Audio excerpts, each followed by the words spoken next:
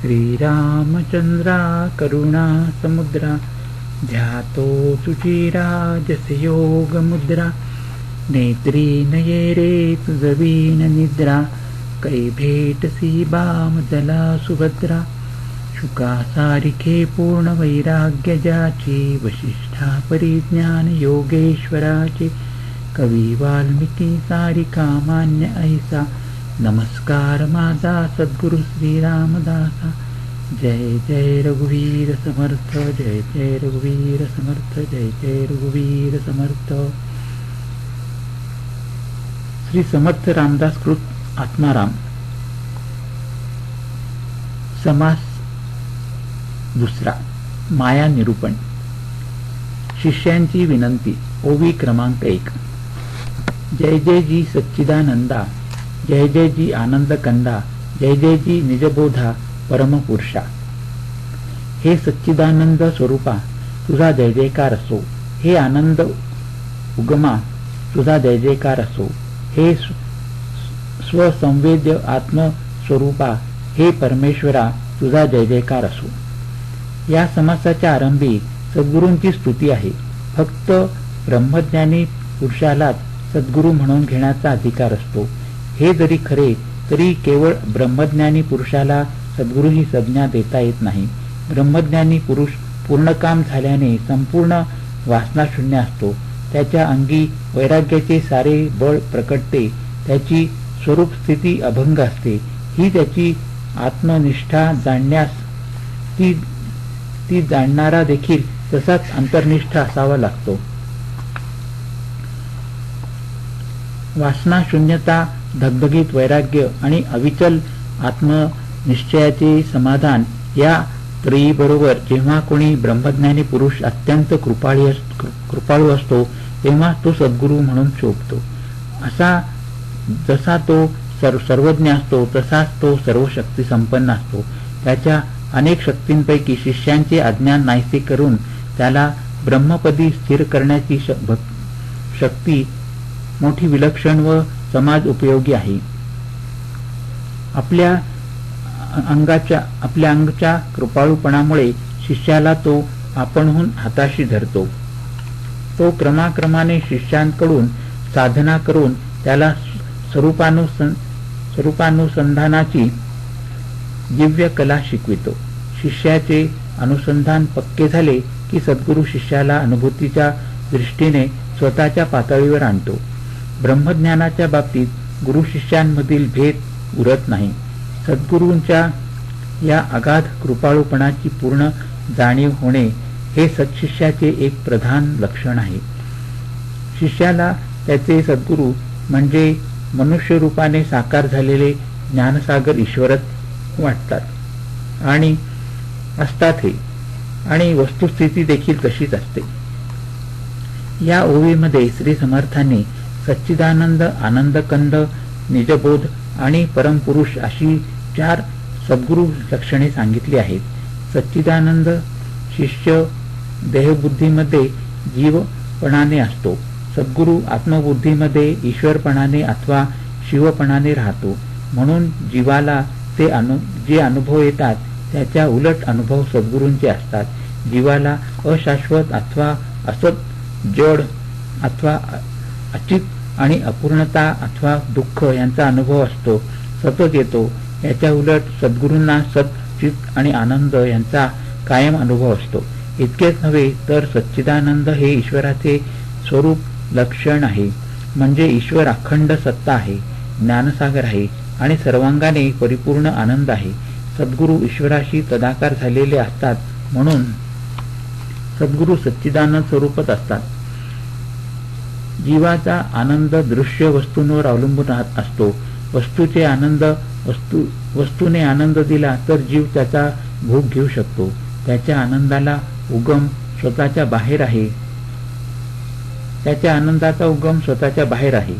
त्याच्या उलट सद्गुरूंचा आनंद हृदयस्थ ईश्वरातच असतो। ईश्वर स्वतः आनंद स्वरूप असल्याने तोच आनंदाचे उगमस्थान आहे। सद्गुरू ईश्वराशी अनन्य झाल्याने ते स्वतःच आनंदाचे उगमस्थान बनतात। देहबुद्धीचा देहबुद्धीच्या भूमिकेवर राहून जीव वेगळेपणाने जगाचे ज्ञान मिळवितो, पण सर्व जगाचे ज्ञान मिळविणारा व मी म्हणून मिरवणारा ज्ञाता अखेरपर्यंत अज्ञात राहतो. त्यामुळे जीवाचे ज्ञान खंडित बनते व त्याने समाधान पदरात पडत नाही. याच्या उलट आत्मबुद्धीच्या भूमिकेत राहून सद्गुरू स्वस्वरूपाचे ज्ञान मिळवितात. तेथे ज्ञाता व ज्ञेय एकमेकात समरस होऊन जातात. केवळ ज्ञान तेथे शिल्लक उरते. स्वस्वरूप म्हणजेच आत्मस्वरूप. आत्मस्वरूप चिन्मय किंवा ज्ञानमात्र असते, म्हणून सद्गुरू केवळ बोधस्वरूप बनतात, परमपुरुष बनतात. म्हणजेच मानव व्यक्ती. प्रत्येक माणूस व्यक्ती असतो, पण व्यक्ती म्हटले की तिला स्थल, काल, वस्तू, कर्म, धर्म, समाज व इत्यादी मर्यादा येतात. शिवाय व्यक्तीमध्ये अज्ञान, दुःख, भ्रांती हे दोष दिसतात. याच्या उलट सद्गुरू म्हणजे सर्वांगाने परिपूर्ण असलेली व्यक्ती होय. विश्व मनाशी एकरूप झालेले सद्गुरू अज्ञान, भ्रांती, मोह, विकास व दुःख यांच्यापासून संपूर्णपणे मुक्त असतात. ते चालते बोलते ईश्वरच असल्याने दिसायला जरी ते मनुष्यासारखे दिसले तरी ते परमपुरुष म्हणजे दिव्य पुरुषच त्यांना म्हटले पाहिजे. माणूसपणाच्या मर्यादा त्यांना उरत नाहीत. माणसाचे कर्म आणि ईश्वराचे ज्ञान यांचा मधुर संगम त्यांच्या जीवनामध्ये पदोपदी प्रत्ययास येतो. ओवी क्रमांक 2. अनंत ब्रह्मांडा ऐसी ढिसाळे, मायेने रचिली विशाळे, ते तुमचे कृपेचे निबळे, विरती स्वानंद डोही. मायेने अगणित प्रचंड विश्वांची रचना केली, पण ती सर्व ढिसूळ ढेकळाप्रमाणे आहेत. त्या मातीचे ढिसूळ म्हणजे ढेकूळ पाण्यामध्ये चटकन विरघळते, त्याचप्रमाणे ही सारी विश्वे तुमच्या कृपेच्या सामर्थ्याने आत्मानंदामध्ये विरून गेली. निराकार परमात्म रूपाला आकार देऊन दृश्य विश्व, साकार विश्व निर्माण करणारी त्याची शक्ती म्हणजे माया होय.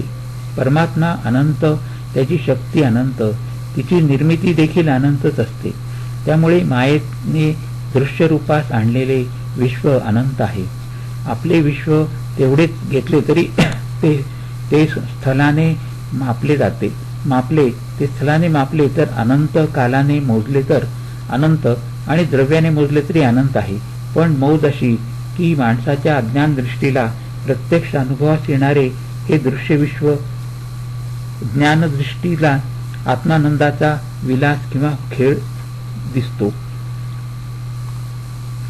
मायेच्या कक्षेमध्ये वावरणारा जीव अज्ञानी व अल्पशक्ती असतो. स्वतःच्या सामर्थ्याने त्याला मायेची कक्षा ओलांडून आत्मानंदाच्या सान्निध्य जाता येत नाही. त्यासाठी कृपा नावाची सद्गुरूंची गूढ शक्ती जीवाच्या मदतीला यावी लागते.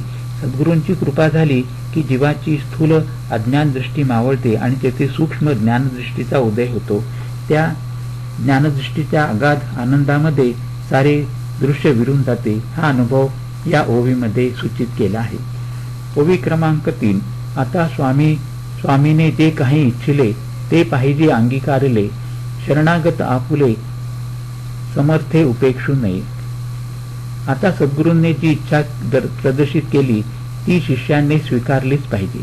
म्हणून शिष्य म्हणतो, मी आपल्याला शरण आलो आहे, आपण मला बाजूला सारू नये.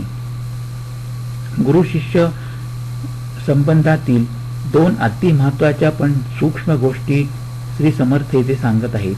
पहिली, शिष्याने प्रथम सद्गुरूंना मानले पाहिजे. त्यांना मानणे म्हणजे त्यांच्या ज्ञानावर व शहाणपणावर संपूर्ण विश्वास ठेवणे. सद्गुरू जे सांगेल त्यास शिष्याने मनापासून संमती देणे अवश्य असते.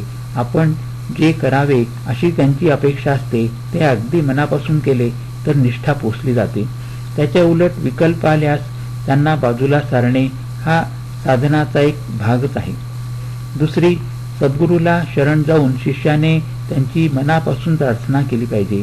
आश्रय मागणे आणि दयेची याचना करणे या दोन्ही गोष्टी शरण जाण्यात अंतर्भूत असतात.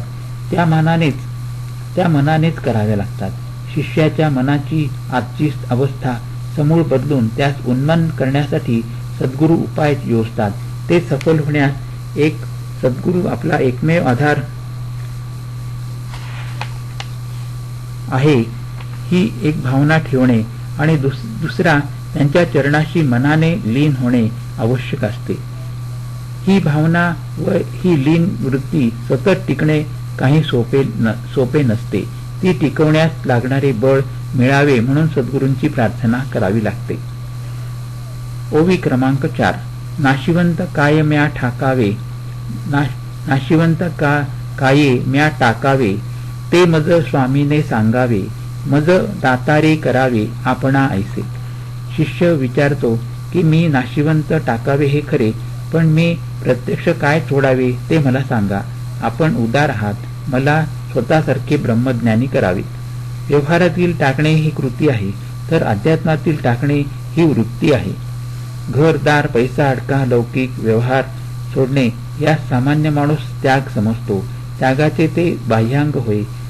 साधनी माणसाने आपला अहंकार अथवा मीपणा, कर्तेपणाचा अभिमान, विकारांचा आवेग आणि वासनावृत्ती व आसक्ती यांना सोडायचे असते. त्यागायचे ते अंतरंग होय. आतील त्याग झाला नाही तर बाहेरील त्यागाला मोठे महत्व नाही. आतील त्याग घडून बाहेरील त्याग झाला नाही तर फारसे बिघडत नाही. नाशिवंत ते तू जाण माया. ओवी क्रमांक 5. ऐकून शिष्याचे बोलणे, स्वामी म्हणती सावध होणे, अवधान देऊनी घेणे आनंदपद. शिष्याचे बोलणे ऐकून स्वामींनी त्याला दक्ष राहण्याची सूचना दिली आहे आणि मनापासून लक्ष देऊन आनंदपद घ्यावे असे सांगितले आहे. ओवी क्रमांक 6. शिष्या बहु मन घाली, आता बाष्कळता राहिली, येथे वृत्ती चंचल केली, तरी बुडसी संदेह सागरी. आतापर्यंत उथळपणा पुष्कळ केला, आता मात्र फार लक्ष द्यावे लागेल व ते मनापासून द्यावे. यानंतर जर मनाचे भरकटणे चालू राहिले तर तू संशय सागरात बुडून जाशील. ज्याला आत्मसाक्षात्कार करून घ्यायचा आहे त्याच्या जीवनामध्ये मनाच्या एकाग्रतेला फार महत्व असते. श्री समर्थांनी येथे तेच सूचित केले आहे. एका वेळी एकाच गोष्टीभोवती आपले विचार व आपल्या भावना गोळा करणे ह्याचे नाव एकाग्रता आहे. एकाग्रतेमध्ये मन एखाद्या विषयाशी तन्मय होऊन जाते. कोणत्याही विषयात चित्त एकाग्र झाले की माणूस स्वतःला विसरतो. अशी एकाग्रता ज्याला साधते त्याच्या मनाचा स्वैरपणा अथवा उच्छृंखलपणा आपोआप खुंटतो. एकाग्रतेच्या नित्य अभ्यासाने माणसाच्या वृत्तीचा चंचलपणा क्षीण होतो. त्याचे मन हळूहळू विकल्परहित होऊ लागते. ज्याला एकाग्रता साधते त्याला जीवनात अशक्य काही राहत नाही.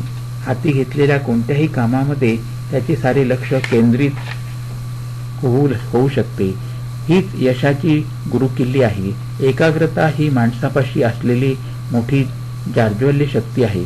ज्ञान विज्ञानाची प्रगती केवळ एकाग्रतेने घडवून आणली आहे. लेखक, कवी, कलावंत, शास्त्रज्ञ व खेळाडू या सर्वांना एकाग्रता जपावी लागते हे तर आहेच, पण ईश्वर दर्शन होऊन आनंदपदी स्थिर होऊ इच्छिणाऱ्या अध्यात्म साधकाला सुद्धा ती प्राणापलीकडे जपावी लागते. एकाग्रता सहज सिद्ध झाली म्हणजे ती स्वभावतात झाली की तिलाच तपश्चर्या म्हणतात. जो साधक एकाग्रतेने ईश्वर चिंतन करतो त्याला स्वानंदाचा प्रत्यक्ष अनुभव येतो. एकाग्रतेच्या बळाने तो बलाढ्य माया पार करून जाऊ शकतो. ओवी क्रमांक 7. अग्निसंगे लोहो पिटे, तेणे तयाचा मळ तुटे, मग परिसेसी झगडता पालटे, लोखंडपण तयाची. लोखंड आगीत टाकून लाल तापवतात, नंतर त्यावर घणाने घाव घालतात. त्या घावाने त्याच्यावरील गंज निघून जातो. मग परिसाने ते घासले की त्याचे सोने बदलते. ते सोने असते. तयाचा मळ झडेना आणि अभ्यंतर कळेना, तरी ते सहसा पालटेना मृतिका रूपे. लोखंडाचा गंज जर गळून पडला नाही तर त्याचा अंतर्भाग प्रकट होत नाही आणि त्या गंजामुळे मग ते लोखंड काही केल्या पालटत नाही, त्याचे सोने होत नाही. आत्मा अंतःकरण व शरीर मिळून जीव बनतो. आत्मा, अंतःकरण आणि जीव आत्मा, अंतःकरण व शरीर मिळून जीव बनतो. अंतःकरण व शरीर दोन्ही अनात्मा असल्याने नाशिवंत आहेत. म्हणून अविनाशी आत्मा व नाशिवंत अनात्मा यांच्या मिश्रणाने जीव तयार होतो. आत्मा मूळचा अमूर्त, असीम व अनंत असतो. नाशिवंत अनात्म्याचे आवरण त्याच्यावर येते व तो मूर्त, सीमित आणि शांत जीव बनतो. अनात्म्याच्या या आवरणाने आत्म्याचे ज्ञान टोपते, त्याचा आनंद अंतर्धान पावतो. त्यामुळे तो अज्ञानी व दुःखी बनल्यासारखा जगतो. मूळ आत्मस्वरूपावर साचलेला आणि त्याला झाकणारा अज्ञानाचा मल नाहीसा करण्यास जीवाला वैराग्याच्या आगीत तापवावे लागते. त्यावर विवेकाचे घाव घातले म्हणजे अज्ञान गळून पडते. मग सद्गुरुरूप परिसाचा स्पर्श त्यास झाला की सद्गुरूचा सहवास लाभला की जीव ईश्वररूप सोने होऊन जातो. त्याचे वैराग्य कडक नसते. त्या जीवाचे आवरण त्याचा नाशिवंत अज्ञानमल गळून जात नाही. अर्थात आतील मूळ स्वरूप प्रकट होत नाही. वर मल तसाच राहिल्याने परिस्पर्श घडून सुद्धा त्याचे सोन्यात रूपांतर घडून येत नाही. संतांच्या सहवासात अनेक शिष्य अनेक वर्षे राहतात. त्यांच्यापैकी फारच थोडे तयार होतात. अपुरे वैराग्य हेच त्याचे कारण असते. ओवी क्रमांक 9. म्हणूनी नाशिवंत तितुका मळ, तुवा त्यजावा अमंगळ. तो गेलिया तुझ केवळ आहेस जाण. तूच केवळ आहेस. म्हणूनी नाशिवंत तितुका मळ, तुवा त्यजावा अमंगळ. तो गेलिया तुझ केवळ, तूच केवळ आहेस बापा.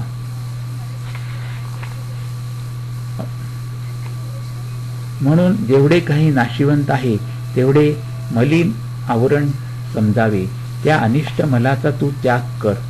ते आवरण गळून पडले की मग फक्त तूच तेवढा शिल्लक राहशील. संतांचा सिद्धांत असा आहे की आत्मदर्शन म्हणजेच स्वस्वरूपाचे जे आपल्या मूळ स्वरूपाचे दर्शन होय. अर्थात आत्मदर्शन होण्यास नवीन काही निर्माण करावे लागत नाही. नाशिवंताच्या नादी लागल्याने आपले मूळ स्वरूप पडद्याआड गेले आहे. त्या नाशिवंताचा नाद प्रथम सोडायचा, मग पूर्वी साचवलेले नाशिवंत निस्तरावायचे. अशा रीतीने आवरण विरले की पडद्याआड लपलेले आपले मूळ स्वरूप प्रकट होते. जिकडे तिकडे तेच स्वरूप अनुभवाला येते. मायेचा प्रचंड विस्तार. ओवी क्रमांक 10. तरी नाशिवंत ते तू जाण माया, माईक जाये विलया. ते मायेचा विस्तार प्राणसखया ऐक सांगतो. हे प्राणसख्या, आतापर्यंत जे नाशिवंत म्हणून तुला सांगितले ते सारे माया निर्मित होय. जे माया निर्मित आहे ते सारे नाशिवंत असते. त्या मायेचा विस्तार तुला आता सांगतो.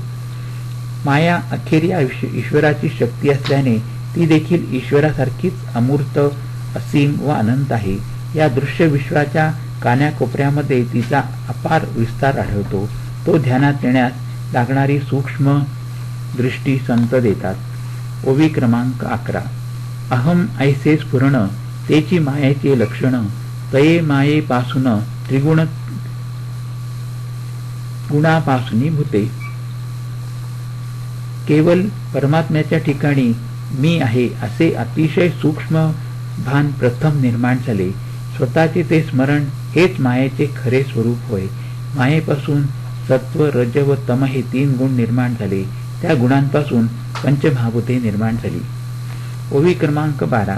पृथ्वी, आप, तेज, वायू, आकाश, सृष्टी रचिली सावकाश. येथे दृश्य आणि अदृश्य सकळ माया. पंचभूतांपासून प्रथम अव्यक्त व नंतर व्यक्त सृष्टी रचना क्रमाक्रमाने झाली. पण व्यक्त व अव्यक्त सारी सृष्टी रचना माया निर्मितच आहे. मूळ परमात्मा स्वरूप एकच एक म्हणजे अद्वय व अखंड आहे. त्यासच सद्वस्तू म्हणतात. या विश्वामध्ये या व विश्वाबाहेर एका परमात्मे वाचून अन्य काही नाही. मग अडचण अशी की एकीकडे एकच एक परमात्मा सद्वस्तुपणाने सर्वव्याप्त आहे, पण दुसरीकडे त्याच परमात्म्यामध्ये अनेकपणाने काठोकाठ भरलेले विश्व प्रत्ययास येते. विश्वातील अनेकपणाचे मूळ परमात्म्याच्या एकपणातच शोधले पाहिजे. याचा अर्थ असा की मूळ एकच एक असणारा परमात्मा त्याच्या शक्तीने व त्याच्याच संमतीने अनेकपणाने विश्वामध्ये विलसतो. परमात्मा स्वरूपाच्या ठिकाणी अनंत शक्ती वास करतात. त्यापैकी एक महान शक्ती त्याला अनेक रूपे देऊन साकार करते व त्या रूपांना पाहता पाहता निराकारात घेऊन जाते. व्यक्त व अव्यक्त यांचा हा खेळ खेळणाऱ्या या शक्तीला माया असे नाव आहे. स्वभावतः परमात्म्याच्या सर्व शक्ती त्याच्या ठिकाणी तादात्म्याने स्वस्थ असतात. त्या गतिमान होण्यास त्यांना अधिष्ठान अवश्य असते.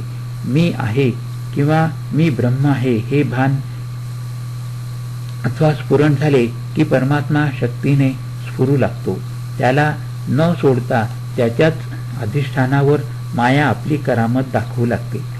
परमात्मा स्वरूप अविनाशी खरे, परंतु त्याच्यातूनच माया जे जे काही आकारास आणते ते मात्र सारे नाशिवंत असते. आपल्या अनुभवास येणाऱ्या व्यक्त विश्वाचे बीज मायेमध्ये असते, म्हणून अव्यक्तपणाची ती परमसीमा होय. क्रमाक्रमाने तिला अधिकाधिक व्यक्त स्वरूप येत जाते. या क्रमामध्ये मूळ मायेपासून त्रिगुणात्मक गुणमाया प्रकटते. गुणमायेतील सत्व, रज व तम या गुणांपासून सूक्ष्म पंचमहाभूते प्रकटतात. त्यांच्यामधून दृश्य व स्थूल पंचभूतात्मक विश्व साकार होते. गुणमायेपासूनच ते दृश्य विश्वापर्यंत सारी सृष्टी रचना घडते व मोडते, म्हणून ते विनाशी आहे. अर्थात सर्वाचे मूळ जी आदिमाया ती देखील परमात्म स्वरूपात अखेर विलीन होते. ओवी क्रमांक 13. एक माया दो ठाई वाटली, प्रकृती आणि पुरुष झाली, जैसी दो दिसांची बोली, एकची परवा.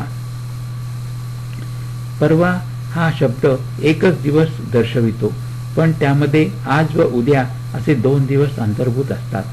त्याचप्रमाणे मुळात माया एकच आहे, पण 2 ठिकाणी विभागून ती पुरुष आणि प्रकृती होते. आपले विश्व मायेपासून निर्माण झाले आहे. त्या विश्वाच्या रचनेत चेतन व अचेतन असे 2 प्रधान घटक आढळतात.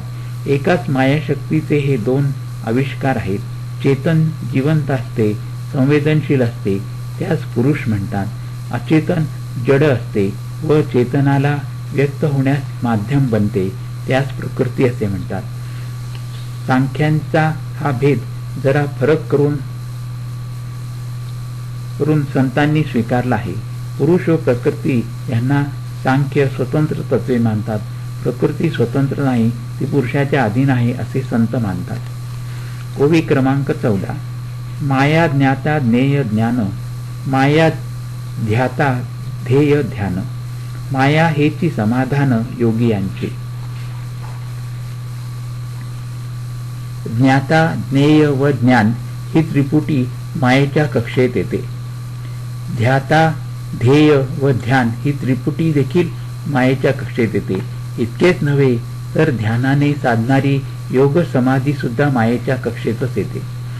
ज्ञानमार्गामध्ये आत्मानात्मविवेक प्रधान असतो. आत्मानात्म विवेकाच्या प्रक्रियेत म्हणजे ज्ञाता, ज्ञेय व ज्ञान अशी 3 अंगे असतात. त्यांना एकमेकापासून वेगळे काढता येत नाही. वेदांतामध्ये त्यास त्रिपुटी असे म्हणतात. योगमार्गामध्ये धारणा, ध्यान व समाधी हे अंतरंग साधन प्रधान असते. त्यापैकी ध्यानाच्या प्रक्रियेमध्ये ध्याता, ध्येय व ध्यान ही त्रिपुटी असते. ध्यानाचे पर्यवसन समाधीमध्ये घडते. आत्म्यावर अनात्म्याचे आवरण येते. त्याने आत्मविस्मृती होते. आत्मविस्मृतीमुळे दृश्य अनात्मपूर्ण खरे वाटते. हा भ्रम किंवा गैरसमज नाहीसा होऊन आत्मस्वरूप जसे आहे तसे अनुभवास येण्यासाठी ज्ञानमार्ग आचरावा लागतो. म्हणून ज्ञान प्रक्रिया मायेच्या कक्षेत येते. वास्तविक पुरुष प्रकृतीचा केवळ दृष्टा आहे, पण काही अविवेकामुळे तो प्रकृतीच्या नादी लागतो, तिच्यामध्ये गुंतून पडतो. योग मार्गामध्ये प्रथम अंतर्मुख व्हावे लागते, मग वृत्तींचा निरोध करून त्यांना पूर्ण केंद्रित करावे लागते. या पूर्ण केंद्रित म्हणजेच एकाग्र अवस्थेला ध्यान असे म्हणतात. ध्यान अवस्थेमध्ये ध्याता व ध्येय समोरासमोर अर्थात हृदयामध्ये असतात. ध्यान पक्के झाले की ध्याता ध्येयामध्ये काही काल विलीन होतो. या अवस्थेला समाधी म्हणतात. तेथे पुरुषाला आपले मूळचे शुद्ध दृष्टेपण प्राप्त होते, पण समाधीपर्यंतचा हा सारा योगप्रवास मायेच्या कक्षातच असतो. ओवी क्रमांक 15. माया सच्चिदानंद, माया आनंदाचा कंद, माया हेची निजबोध शब्दरूपे. ईश्वराचे वर्णन करीत असताना तो सच्चिदानंद आहे, तो आनंदकंद आहे, तो स्वरूप ज्ञान संपन्न आहे असे म्हणतात. त्याचे वर्णन करण्यास वापरलेले हे शब्द मायेच्या कक्षेतच येतात. परमात्म स्वरूप अनंत आहे, माणूस शांत आहे. शांतपणाच्या प्रांतामध्ये व्यवहार करण्यास भाषा निर्माण झाली, म्हणून शब्द त्या मूळ स्वस्वरूपापर्यंत पोहोचू शकत नाहीत. पण त्या स्वरूपाला मी आहे हे भान आले, तीच मूळ माया होय. सच्चिदानंद, आनंदाचा कंद अथवा उगम निजबोध म्हणजेच स्वसंवेद्यता या शब्दांनी त्या मूळ स्फुरणाचे वर्णन करण्याचा माणूस प्रयत्न करतो, म्हणून तेथेही मायेचीच कक्षा असते. ओवी क्रमांक 16. आत्मा ब्रह्म आणि स्वरूप हेही मायेचेच रूप, रूप आणि अरूप सकळ माया. वास्तविक पाहता परमात्मा अद्वय व अखंड आहे. त्याच्याकडून बघितले तर एका परमात्म्याशिवाय अन्य काहीच नाही. पण आपण माणूस आहोत आणि त्या जगात अथवा विश्वामध्ये आहोत. परमात्म्याबद्दल विचार करताना आपण पुढील संकल्पना हाताशी धरूनच विचार करतो. 1. रूप, रूप म्हणजे इंद्रिय गोचर आकार. 2. अरूप, अनेक रूपांना एकच सूक्ष्म तत्व समानपणे व्यापून असते. उदाहरणार्थ सर्व माणसांना माणूसपणासारखा व्यापून असतो, त्यास सामान्य म्हणतात. ते अरूप म्हणजे आकार शून्य असते. तेच नाम होय, ते इंद्रिय गोचर नसते. 3. स्वरूप, स्व म्हणजे मी, हा देखील खरा मी समजावा, त्यास आत्मा असेही नाव आहे. स्वरूप म्हणजे आत्म्याची स्वाभाविक स्थिती होय. 4. आत्मा व्यक्तीमध्ये आणि विश्वामध्ये व्यापून उरणारे व त्यांना धारण करणारे जे शुद्ध चैतन्य, त्यास आत्मा म्हणतात. 5. ब्रह्म, बृहत म्हणजे अतिशय मोठे, सर्वाहून मोठे, असीम व अनंत असे तेच ब्रह्म होय. ब्रह्म म्हणजे अद्वय परमात्मा. वास्तविक एका परमात्म्या वाचून अन्य कशास ठाव नसताना आपण वरील भेद करतो, हा सारा मायेचाच प्रांत आहे.